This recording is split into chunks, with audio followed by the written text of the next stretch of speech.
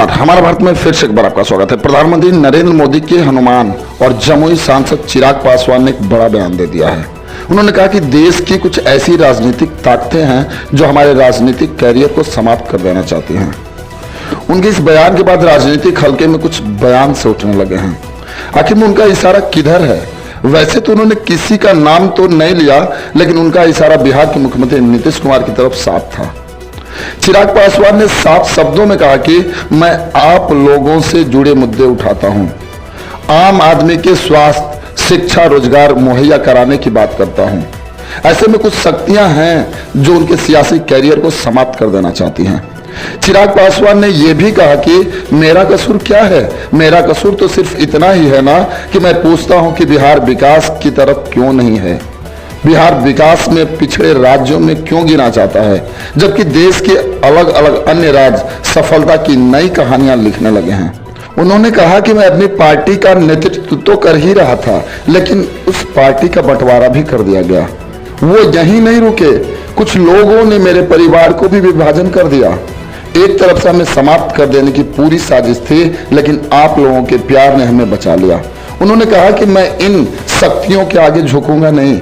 मैं बिहार में अराजकता, बेरोजगारी, दलितों और महिलाओं की आवाज बन के रहूंगा और उनकी आवाज हमेशा उठाता रहूंगा। उन्होंने कहा कि बिहार पुराने जंगल राज की तरफ लौट आया है, जहां लूट और आपराधिक घटनाएं बढ़ती जा रही हैं। युवाओं को कोई रास्ता नहीं मिल रहा है कि वो किसी रोजगार के तलाश में रहें। वो हमेशा रोजगार के लिए किसी दूसरे राज्य में जाते हैं। जमुई सांसद चिराग पासवान ने बोला कि बिहार में इस भ्रष्ट और निकम्मी सरकार को बदलने के लिए हम प्रयासरत हैं और हमेशा प्रयास करेंगे। राज्य में बिना रिश्वत लिए कोई काम नहीं होता, फिर भी बिहार के मुख्यमंत्री नीतीश कुमार भ्रष्टाचार मुक्त बिहार की बात करते हैं। देश के वो एक ऐसे मुख्यमंत्री हैं जो कभी दलितों की बात तो करते ही नहीं हैं।